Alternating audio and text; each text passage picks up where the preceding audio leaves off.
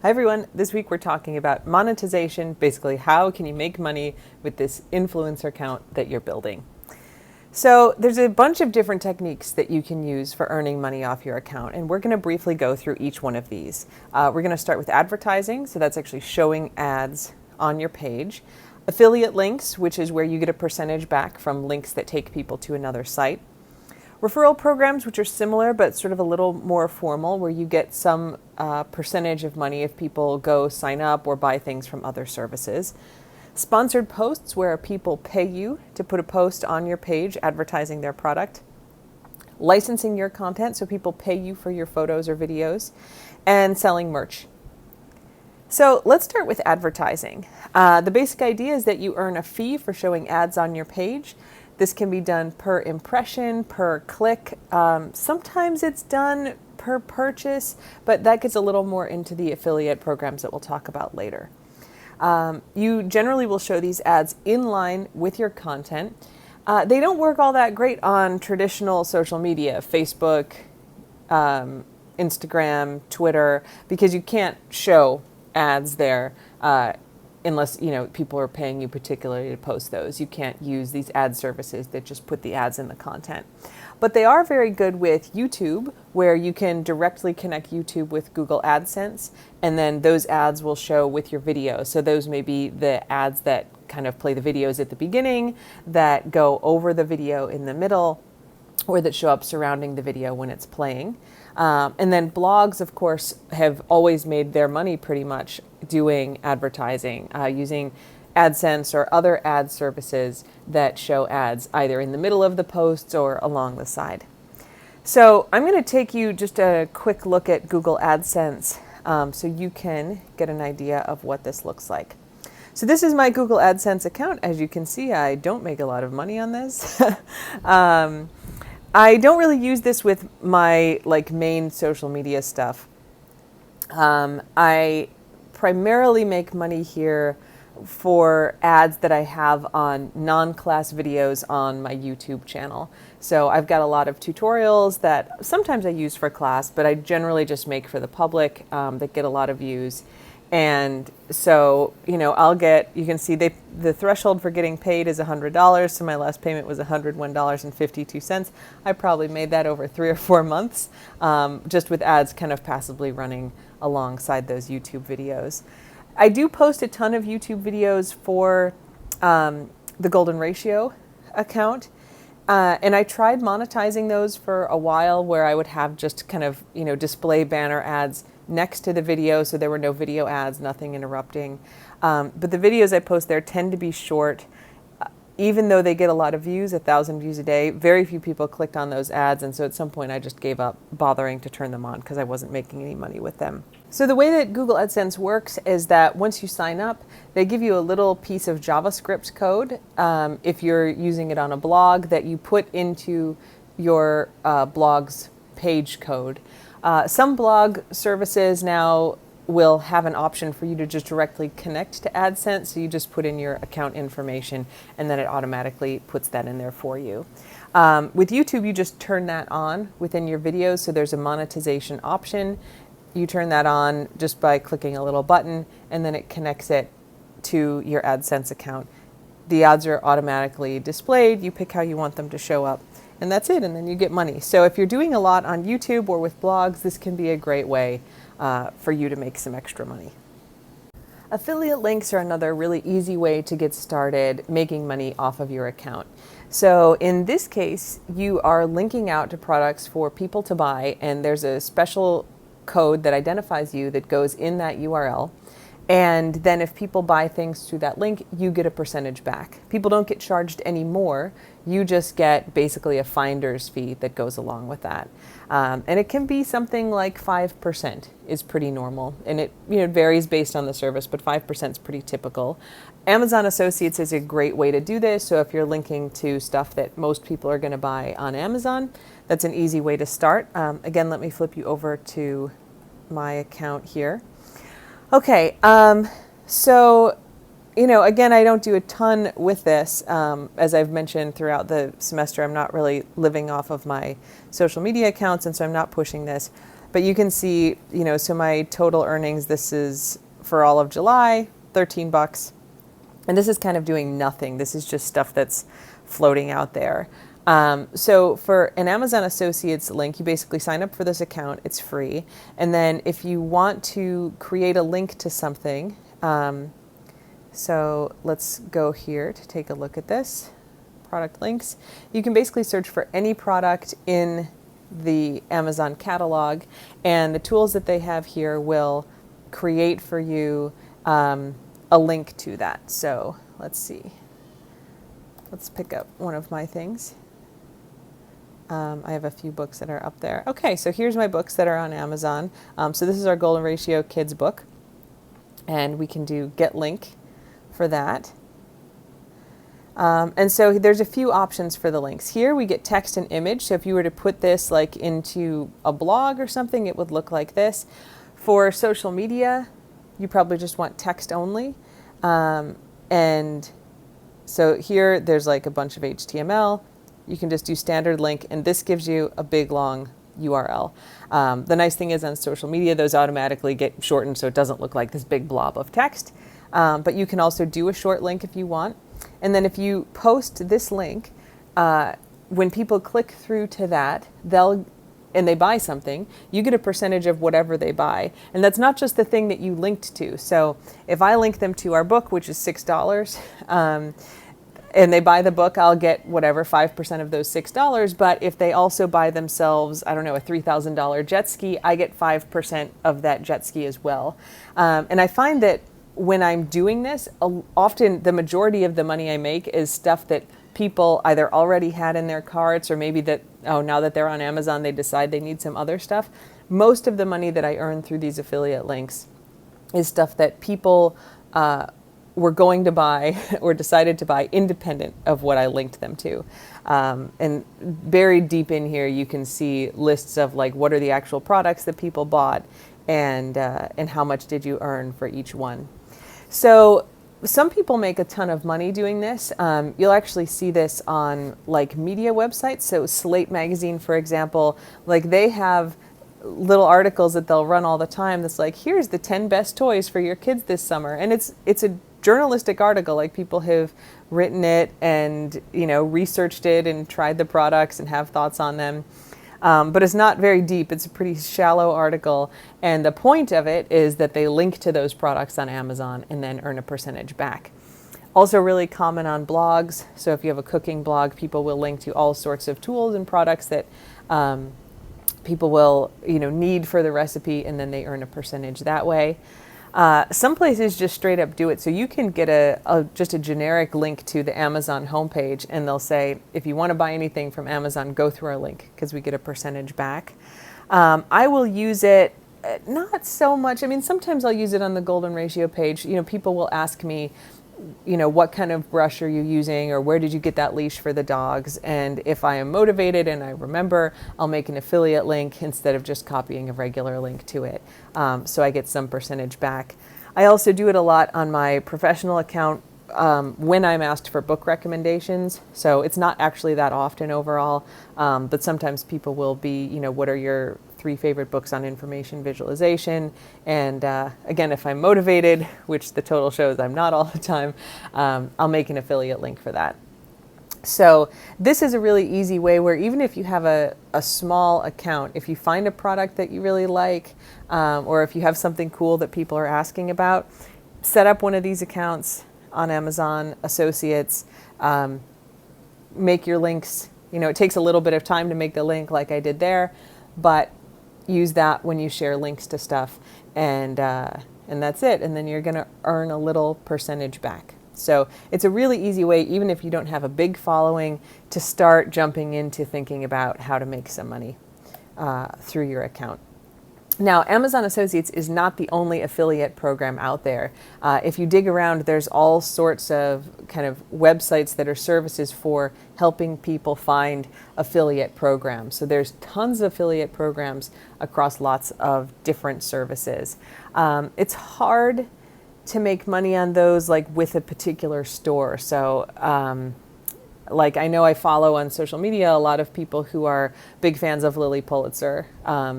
who makes clothes. And, I like a lot of those clothes. I post links with me wearing them sometimes, or post pictures of it.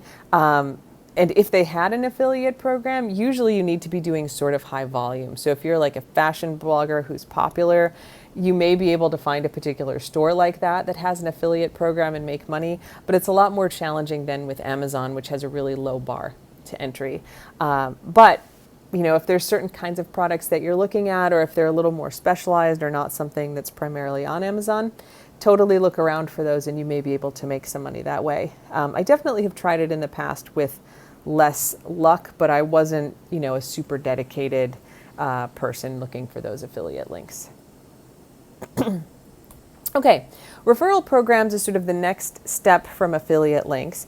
It's similar in that you're getting a percentage of what somebody buys through these programs, but it's usually with a more formally established relationship. So you don't have to talk to anybody to get an Amazon Associates account. Everything is, super automated and super kind of anonymous. With referral programs, you typically will apply. Sometimes they will screen you, so you need to have, a certain number of followers or impressions or whatever. So they want a kind of threshold before they connect with you. And then you'll get a personalized code. While you have a personalized code with something like Amazon Associates, it's just a randomly generated string. Here, you get to pick what that code is, so it would connect to what you're doing. You often will hear these sorts of programs used in advertising on podcasts. So if you listen to a lot of podcasts, there's some companies that advertise consistently across podcasting platforms. So Madison Reed, which does hair coloring, Simply Safe, which is like a home security system.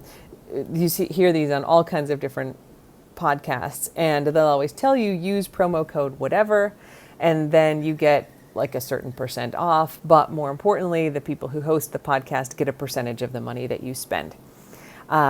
So we have done this. Audible is another one of those companies, and of course they're owned by Amazon. They do a lot of advertising on podcasts, and they are, from what I can tell from my limited research, one of the easiest referral programs to get into. We have done it, so I often forget, as is sort of the theme with me trying to make money here. But on our podcast that we have that goes with the Golden Ratio account, we'll sometimes say Audible is our sponsor. If you go to audibletrial.com/thegoldenratio, you can sign up, you get a free book, and then Audible pays us $25 for every person who signs up through that link. So here I clicked on that link, audibletrial.com/thegoldenratio. This is the page it brings up. So you can see it's adjusted it to just kind of a generic thing, but you can see that it has like some codes up here in the URL. Those are encoded for Audible, but that indicates that we're the ones who linked here. Looks just like a regular Audible sign up page. And the person who does it gets a free book. And then, like I said, we get $25. Since I don't mention this as often in the podcast and I don't push it, we haven't made a ton of money, but we've probably made a few $100s doing it, which pays for our, podcast hosting fees and equipment and stuff. So it's a worthwhile thing to do. Of course, you don't have to do this just on podcasts. So if you were trying to make money, through your Instagram or through your Twitter, you could easily say like, look, here's this audiobook that I read this week. Give a little review, and then say, look, we're sponsored by Audible. We make some money if you sign up through them. Here's a link. That's great. And so if you're interested, this link here will take you to the Audible affiliate program where you can see how it works and how to sign up. And you just basically register to become an affiliate. So it's pretty straightforward. Okay, so sponsored posts are next. This is probably what most people think of when they talk about, how do you make money as an influencer? It's sponsored posts, people paying you to put posts on your page. And generally this is that companies come to you, they pay you to share a post about them, and they'll ask for all different kinds of posts. So they may be pictures, videos, things that show up in your like Instagram story versus on your main page and so on.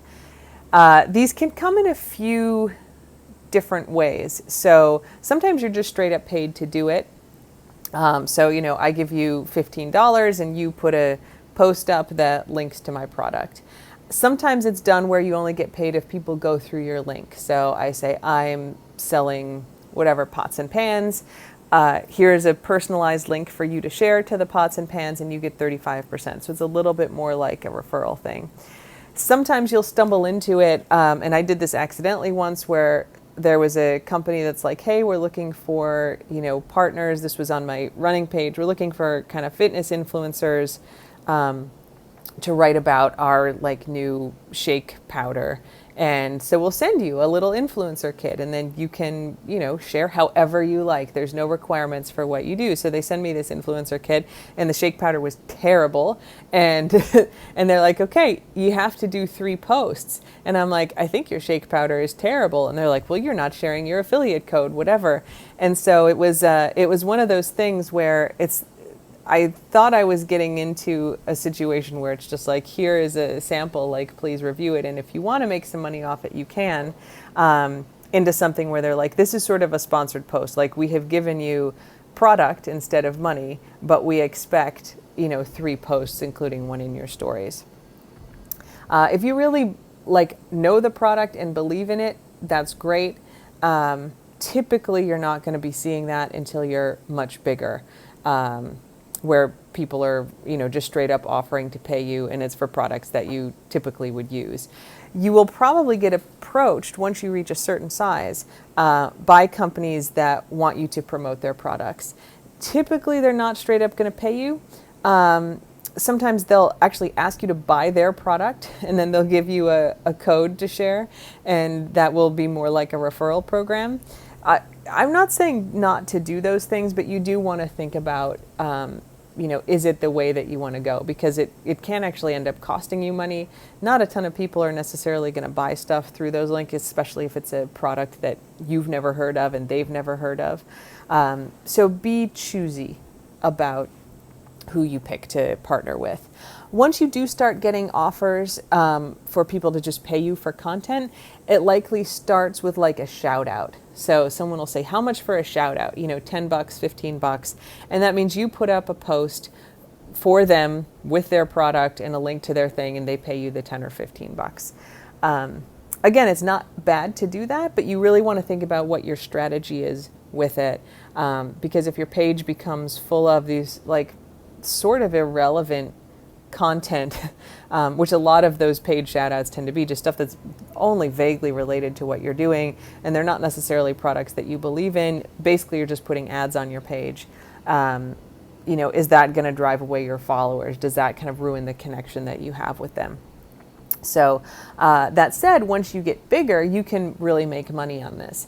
So we talked about this a little bit in the case study where I talked with Matt Nelson. They're partnered with Disney. They partnered with Budweiser. Some of these big companies that pay them, a decent amount of money to create real partnerships and advertising on their page. Now that's a huge influencer account, but that's the point where, they support themselves partly on those sorts of paid connections where they're very selective about the companies they work with and how the content looks. They maintain creative control over the content, but they get paid to do that kind of promotion.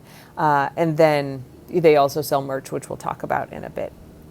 So there's a world of options that come with sponsored posts, and it can be really exciting when the first few offers come in that like, yes, people are now wanting to pay me for this, but do think carefully about what is your audience going to respond to. Are they going to like seeing these ads? Is it going to be a turn off and they unfollow you? Are you willing to vet the companies? What if they're a bunch of like racists or have like done really terrible things in the past?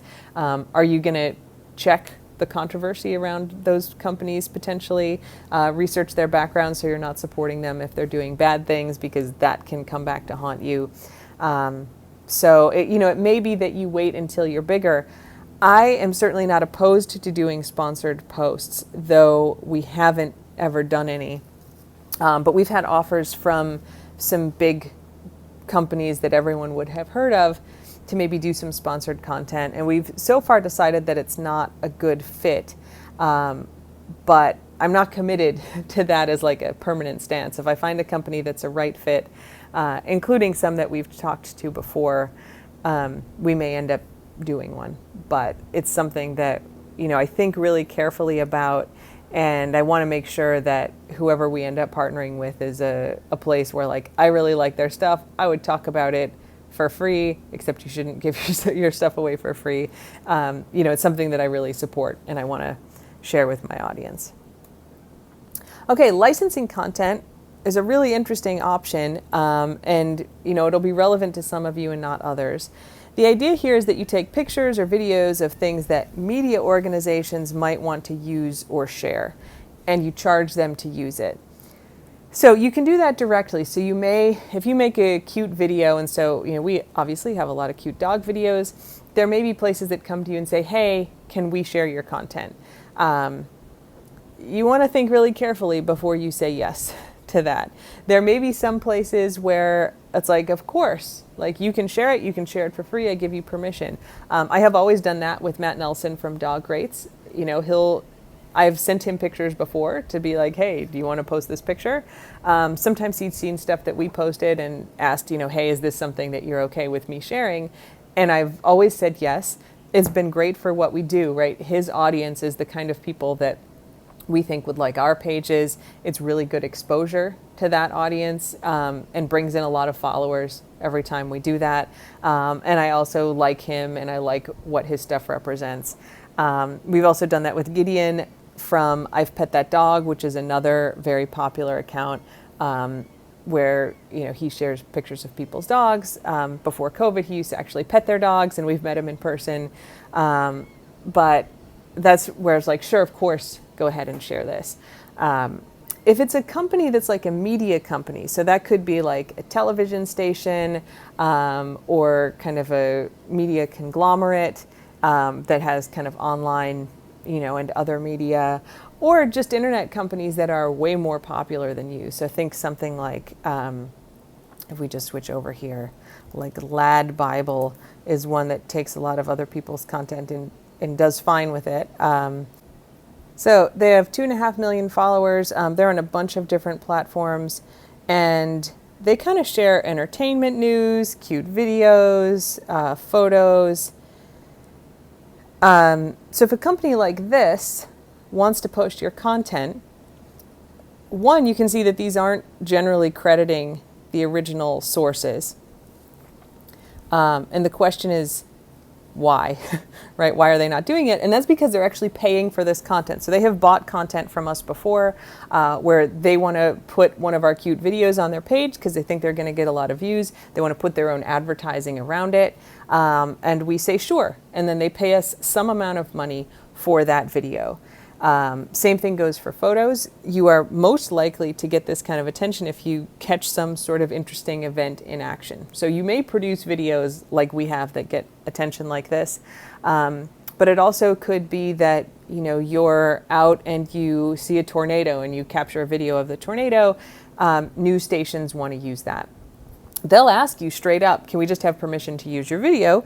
And you may decide to say yes, but why not license it and have them pay you money for it? It can be hard to figure out exactly how to do that if you don't have experience with it. And so there are companies that can help you with it. We worked with a few. I really like Newsflare. So basically they just have content that anyone can come to. So if you want to, let's see if I can log in here.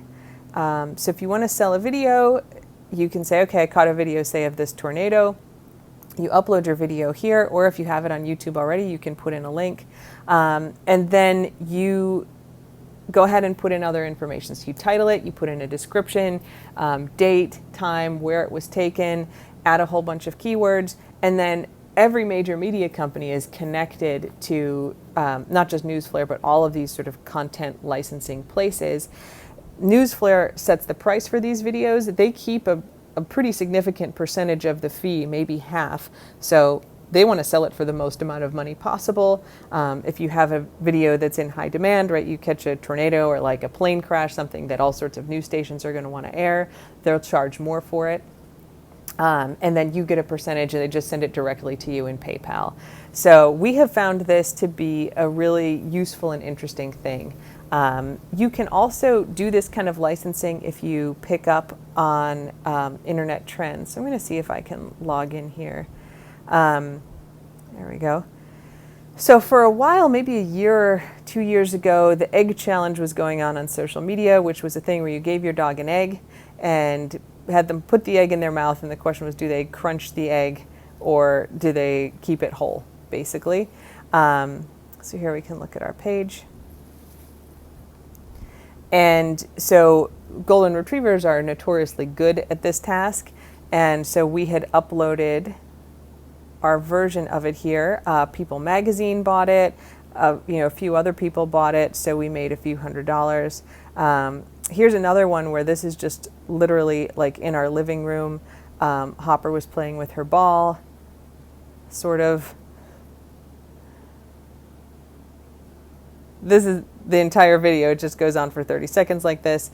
This is one that Lad Bible licensed from us, and they sort of captioned it with something about like, being lazy at the gym when you're trying to do your workout. So, these are just sort of like funny videos, or I think this one, so we filmed it in October. It got licensed a lot around New Year's, and people were sharing it with the idea of like New Year's resolutions, where it's like, oh, you're, just being lazy instead of actually doing the work. So you can see back here, we have a lot of videos up here. Here's the egg challenge. So that was actually quite a while ago, February of 2018, but this one sold a lot because it was a thing that was going viral at the time. And so media companies were like, okay, let's put a piece together with video of these cute dogs doing the egg challenge, put it on our digital platforms, and then they license the content that way. So it can be tempting, if someplace like People Magazine, which like everybody's heard of, comes to you and says, hey, we want to use your video. Could we use it? And they'll absolutely use it for free if you say yes. But you really want to think about that. My advice is that if a company, especially if they have a lot of followers, if they're making money on sharing content, if they want to use your photo or video, and it's not in your niche space, right? It's not a bigger influencer in your space who's asking for permission to share it and potentially expose you to a bigger audience that's specifically interested in what you want. It's just a general media company.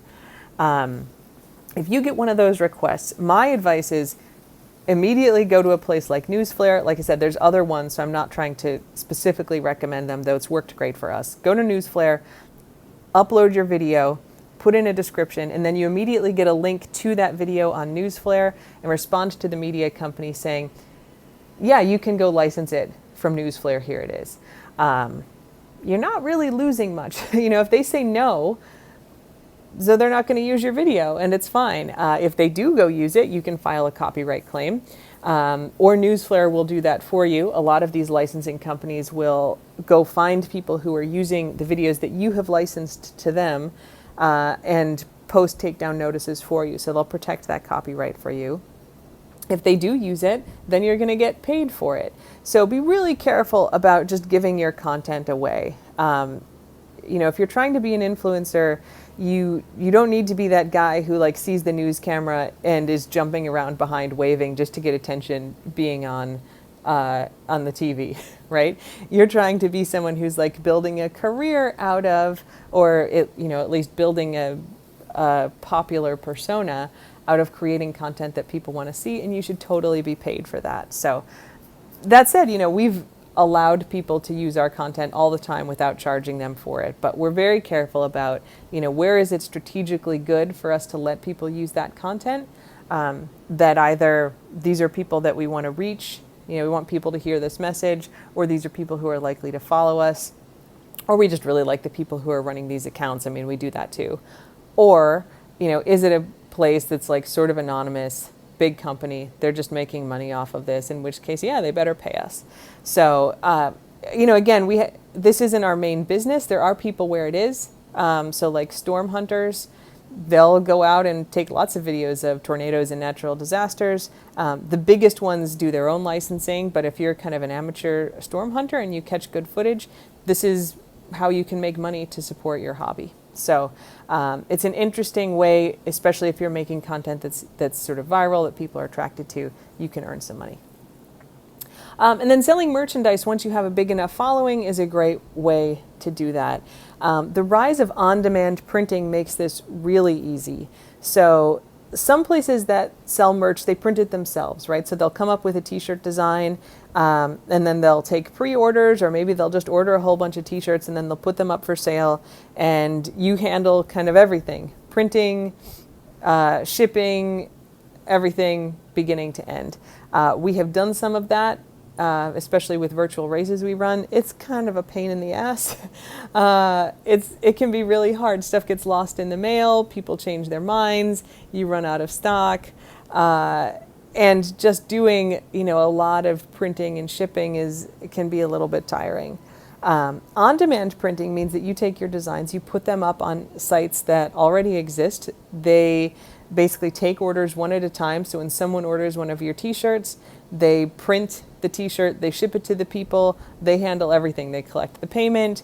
If the person wants to return it or if it gets lost, they handle it, and you just get a percentage of that. So you make a lot more money if you do it yourself, right? So you can print a t-shirt for pretty cheap, for $5. If you sell them for $20, even with shipping, you're making $10, $12 per t-shirt. If you're doing it through print on demand, you're making less than that, usually $4 or $5 per t-shirt. For me, it's totally worth it to not have the overhead, all the work and kind of the logistics. Plus you get a much bigger range of products. You just upload your design once and it shows up on a lot of things. So favorites that we use, Spreadshirt and Redbubble, they both do a lot of similar stuff. So they do t-shirts, mugs. Now they do masks, which are, people are buying a lot of masks with our design on them. And then Redbubble does stickers, which Spreadshirt I don't think has jumped into yet. Maybe they've started that. So these are both print-on-demand places, and I'll take you on a little tour of those in a minute. And then Lulu, we use, they make calendars. So we do monthly calendars. Getting these out kind of starting in the middle of October to beginning of November is great because obviously people are buying them around the holidays and at the end of the year. So it's the same kind of thing. You just upload your cover photo and then each of your monthly pictures. You then have a 12-month calendar. You decide what you want to charge for it and share a link. People buy it. Lulu prints it, ships it, does whatever, and then you get a percentage of that. They also will do book printing on demand. So if you write a book or you want to do a little manual or whatever, they can do that for you and handle all the printing and shipping. So let's take a look at Spreadshirt and Redbubble. Okay, so this is Spreadshirt. Let's take a look at our dashboard here. Okay, so we make a little bit more money here, and I just sort of upload everything. We make a ton of designs here. I find it fun to make designs. So this one we actually just put up yesterday, these Friend of the Squad ones. And so if we just kind of click into one of these to take a look. So that's the design that I just uploaded. And then you can pick the products that you want it to show up on. So you can see, I always just do edit product selection, and then this starts off with select all, and I just put it on everything. But you can see there's a ton of different options here. So lots of shirts, and then let's get down to accessories. So this, because this is white text, it doesn't show up great on this stuff. That's why we often, if we're doing text, we'll do white text and black text. So the white text shows up really good on the darker things, and the black text shows up good on the lighter things. So there we go. We got mugs and bags and all kinds of things. And you don't have to do anything for this. You just upload the design, and then it's available on all of these products, and people can order whatever they want. Okay, so that's a look at the products. We'll just cancel that out. So you can see that's available on all of the products. You can make this available. So we have a store. So we can do shop.spreadshirt.com/thegoldenratio. And this is our store. So you can just see all of our designs at the front. And then if you click through to any of them, you can see, so if we do this guy, then you get to see all the products that the thing is available on. So that's our store, and so when we put a new product up, we just send people to the store. You also can sell stuff in the marketplace. So that's just when people go to spreadshirt.com, if they're like, oh, I want a dog t-shirt or a golden retriever t-shirt, they can search for that, and if you have tagged your product appropriately, anyone who's searching for that kind of thing will find it. So your store is really good for your followers. It tends to be our main channel because our content, like all of our designs, are very specific to people who follow our page. So this stuff doesn't make any sense to people who don't follow us, pretty much. But like this one does, right, where we've just got like the dogs in different colors. And so I'll occasionally put stuff in the marketplace. Here's another version of that. This one is in the marketplace and does okay there. But yeah, I mean, mostly it's stuff that, we have a big following and we're making this stuff for our followers because they want merch. But if you make a lot of design that's sort of relevant to your general topic area where you post, then putting stuff into a marketplace could be the right way to do that. Because then it's going to reach out to a bigger audience. You can always stick your social media handle in the description of your products and maybe bring some people in there.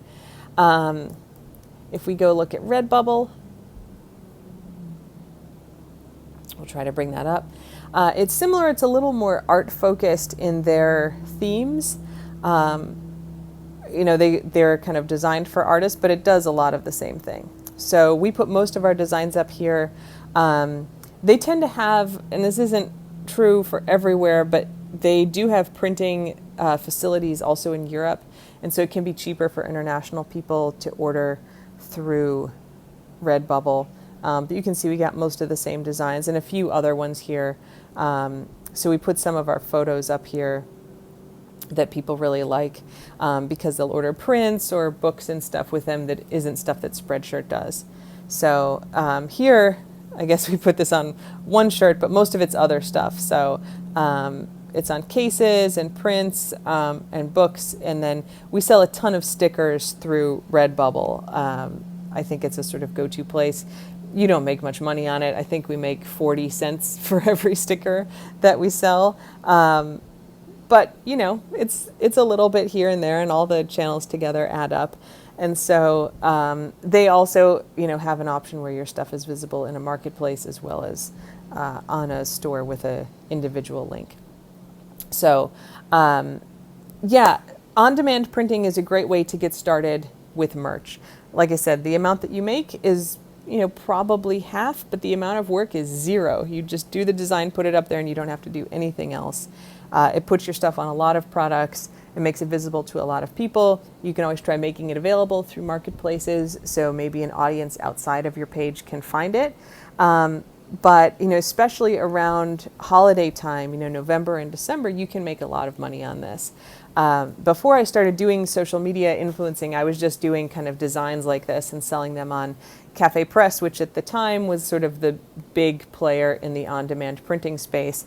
And people would just go there. They would partner with movies. And so they would allow anyone to make designs about those movies without violating the copyright.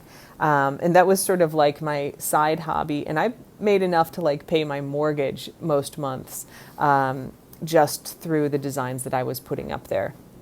Now we actually spend less time focusing on that. So I definitely don't make enough to pay my mortgage, except maybe, well, no, not even around Christmas. But typically we'll make $100, $200 a month on the merch. But in holiday times, we'll often clear $1,000 a month, November and December. So that's good. That pays for, vet bills for one dog for a couple months. And then, again, this has sort of been our attitude, right, is that we aren't really trying to make money with this. We don't charge a ton of money. The stuff that we do, we mostly make because the fans want it. And then, whatever we do make just goes back into supporting the kind of crazy stuff we do with the dogs or, paying vet bills and food bills and snack bills for us. You can make a lot of money on it, though, if you want to. Okay, other things to just think about in this space. Sometimes people will just send you freebies. That's cool. That's a nice perk of things. just make sure that there's not strings attached. Like I said, I ran into these people who are like, we'll send you a sample of our shake. And I was like, I guess I'll try it. And then it turns out they actually want a bunch of advertising for that. So worth asking if someone wants to send you something, are there strings attached? What do they want in return? But we've had plenty of places just send us stuff, right? Places that like make dog treats. They're like, hey, we make dog treats. Can we send your dog some treats? And they do. And if the dogs like the treats, I'll totally mention them in a post just to be nice, like thanks to whatever company for sending us these dog treats. The dogs really liked them. So that's a sort of thank you to them. But there's no money changing hands and there's no big value product being shared. Giveaways are another thing that you can do. So we have done this once, I think. We got these rugs called Ruggable. Ruggable is the company. I think I had discovered them through like a Facebook or an Instagram ad. And they're basically rugs for your house where there's a like Velcro pad on the bottom. And then the like rug part that you see is a really thin sort of blankety material. It feels sort of like a rug without a pile, but you can peel it off the bottom and put it in the washing machine, which is very important when you have a bunch of dogs. So we kind of fell in love with these and we have them all over our house in Maryland. And when I tweeted about it, when we got a new rug, everyone was just really curious because I said I was getting one and I was like, yeah, we really like it. It works great. We washed it. It's fine. They didn't pay me anything. They've never paid me anything, but it got huge engagement for them. And so when they were releasing a new line of designs, they came to us and said, hey, can we send you, one of these new rugs and you take a picture with it and post it up. And then we'd like to use that picture in exchange for giving you the rug. And then we'll also give you a discount code and you do a giveaway. So basically do a post, have people respond, pick a person that we'll give a rug to, and then just kind of send them to us and we'll coordinate with them. And so it's kind of one of these in-betweens. We didn't get any money. They did send us a rug, which was really nice. And we did a little promotion for them. We did a giveaway. So that was a sort of bigger one. We recently do this thing on the account. Let's see if I can find one here. So we've been doing Hops on Hops as a new series. And that's where we have Hops, our dog Hops. Let's see. Review beers. And she never drinks the beers in the reviews, but it's still, a fun little segment that people like. So let's see, I know we've got a few back here. And so we've had people, since we started doing this, start saying, hey, what about this beer? Can I send you a beer to review? So here, this isn't the one we were talking about, but it's usually just like whatever random beers we have in the house. We take a picture of Hopper with a can of the beer, and then we write a hopefully amusing kind of post where she never actually drinks the beer and it often gets screwed up.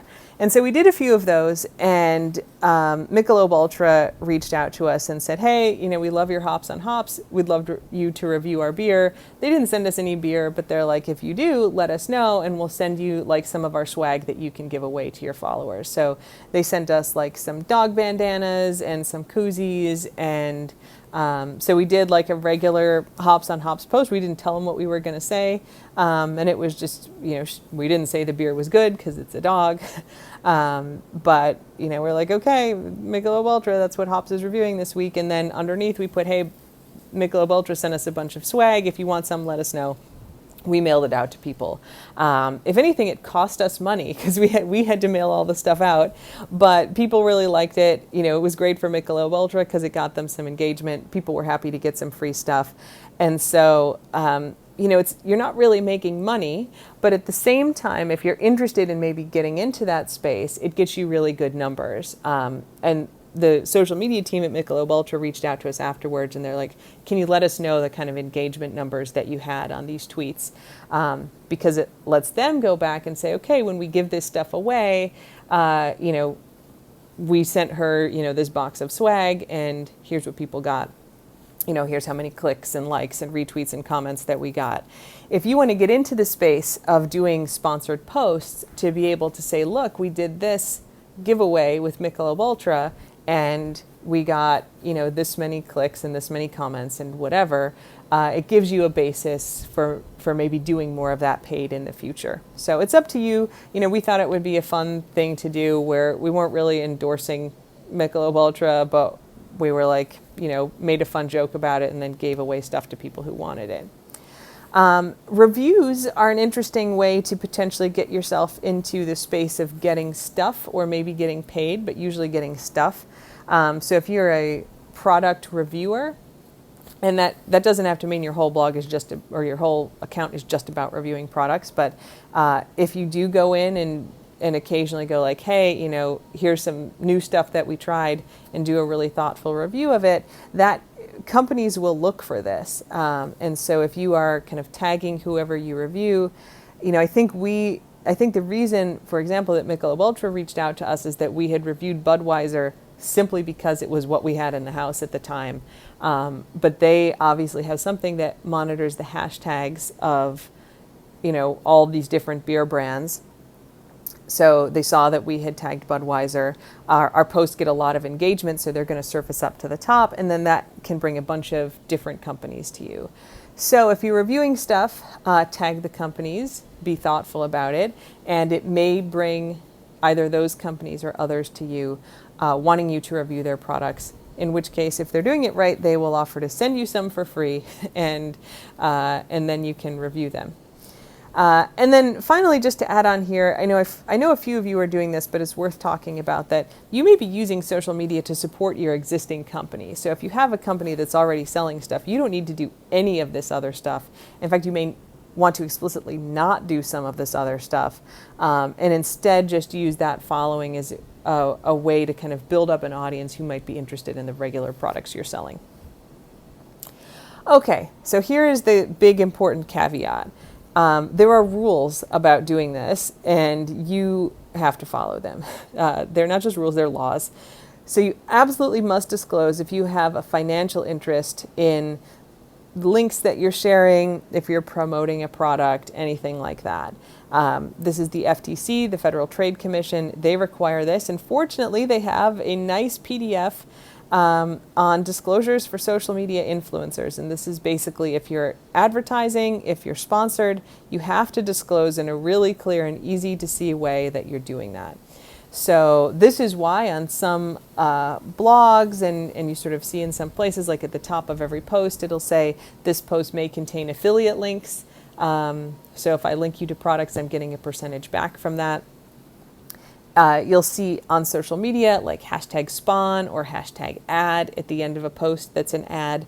These are required rules. And the idea is basically that there's transparency. So if I'm like, you all should totally buy this pot on Amazon, like I use it to cook all of my stuff, and then you go buy it, like you may change your mind if you know that I've been paid to say that, or if I'm linking you to like a $500 Le Creuset pot because I get a percentage of what you spend on that, right? So so you do have to be clear if there's any significant financial interest in the stuff that you're doing. There's very straightforward and easy ways to do this. So, using those hashtags, ad or spawn, go in there, putting a disclaimer at the beginning of a page or sort of at the bottom in a description, like all of that's fine.